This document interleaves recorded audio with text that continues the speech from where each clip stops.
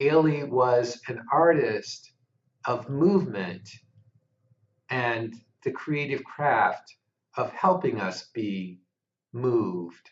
Welcome to the Cube. So yeah, great to be here. I finished watching the film today.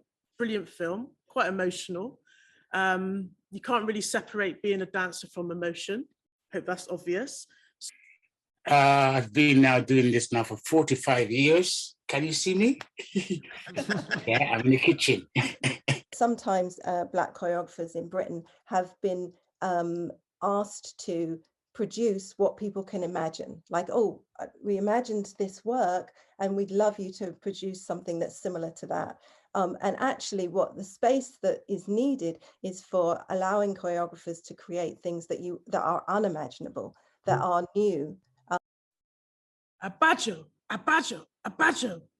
I think there is something about Bristol and dance and Black dance in Bristol that is very interesting to speak about or to learn more about.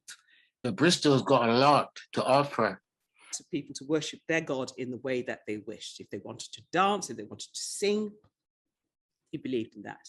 But he also believed in people's rights to maintain their property and not be exploited. I was told that African dance haven't got no technique. And that really knocked me because it was true. It's memory. And so it's that memory that you pull from the lived experience that actually gets you going. And then you start thinking and remembering. And so that was really resonating at so many levels, actually. We could recreate the piece, not all of it, but extracts. Take us back to our dances that could conjure tight communities, cool spirits, control the weather, and change lives. The purpose of dance is... Yeah, maybe we could start doing small steps, but meaningful steps, small but meaningful. Thank you.